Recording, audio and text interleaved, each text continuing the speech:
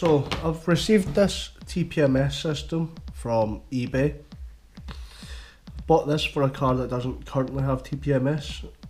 All cars from 2017 September should have them, and if they have it, then it should be working to comply with this MOT. So got this for about £20. It's got solar charging, temperature monitor, USB charging, colour display, pressure monitor, high temperature sensor. Just going to unbox it now.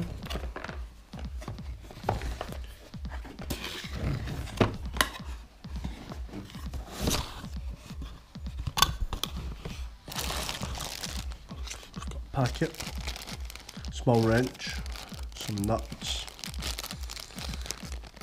sticky tape, charging cable, which hopefully we won't need as this is solar,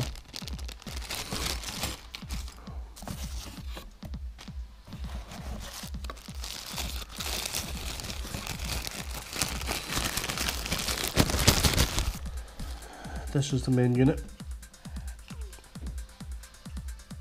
Flat, so you put it on to the dash, the solar panel, keep it charged.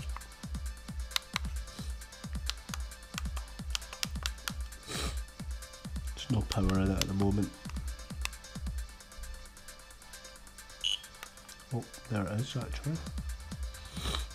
Reading 0, obviously I've not put it on, but we'll get this installed.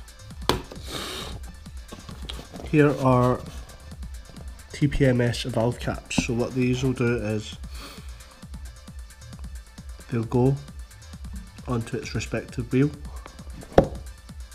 just replacing the standard cap. However, in these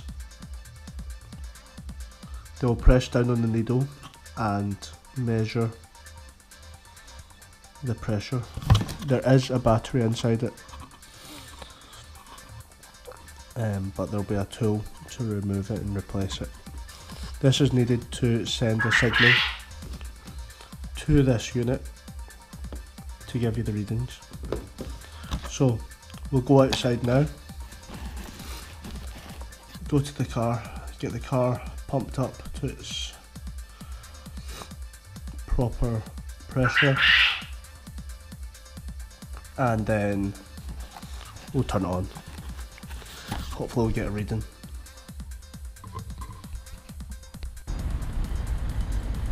Okay, so I'm going to install it to this 2014 Renault Clio.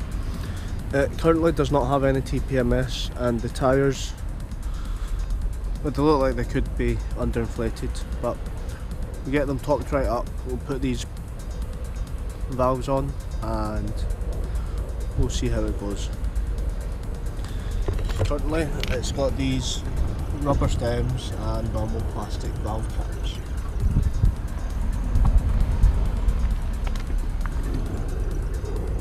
So we'll get the new ones installed. Okay, first things first, we need to install the unit. So find somewhere flat where you can fix it. So a lot of curves here. That's quite far back. I don't know if you can see it, but this actually slopes downwards. So I'm not going to have an even surface. I'm just going to put it here, right by the dash, and it shouldn't be blocking out anything. This looks like a good surface to stick. So I'll just get the unit and peel the provided sticky pad. Okay.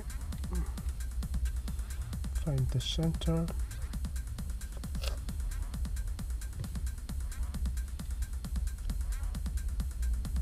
Hopefully here it will pick up enough sunlight to charge the unit.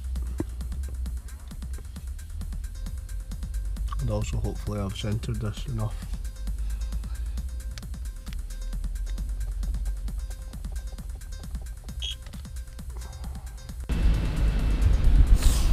So So to install them, firstly take these safety washers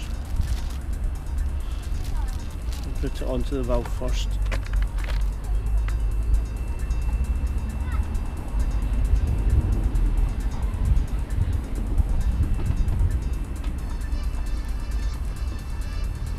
Once we put the valve on, these washers will tighten onto the valve so nobody can take them off.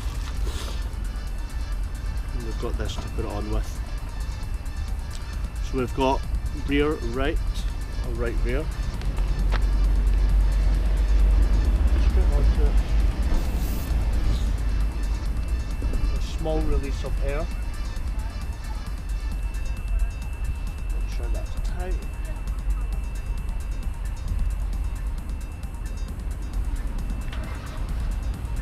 Do you know what? That's actually quite unsightly. It's massive. I don't know if I like that, to be fair.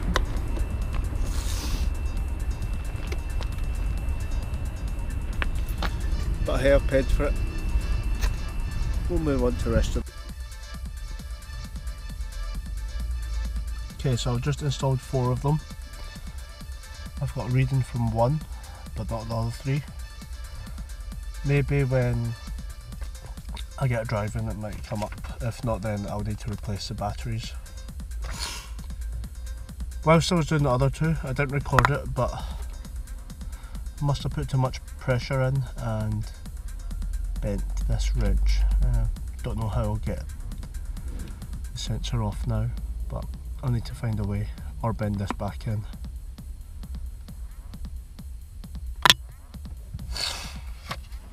It's currently reading on 2.1 bar.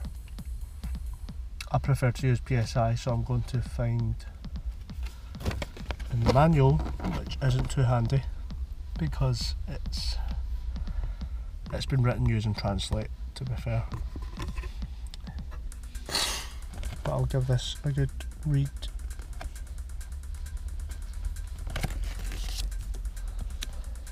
It actually says, please be sure to read the instruction manual before use.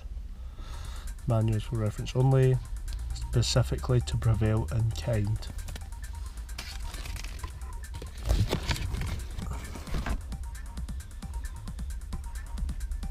Yep, I'll give this a read.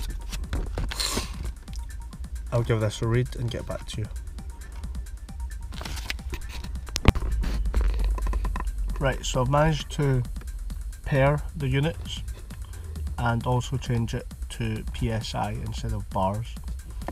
What we see here in the big numbers are the tyre pressures in PSI. So 3 of them are 31 pounds square inch, and well, that's just changed, 30 and 31. It's common for them not to be the same. It even does this in my BMW with their original pressure monitoring systems, because pressure changes with temperature and the way you're driving. So even if you're driving down the road, constant speed, the usual. If you're driving down the road and the sun is on one side, the sun shining at that wheel will be slightly hotter than the other side, which might explain why tyres on my right are 31 and my left ones are showing 30. My left side at the moment is under a tree, whereas my right side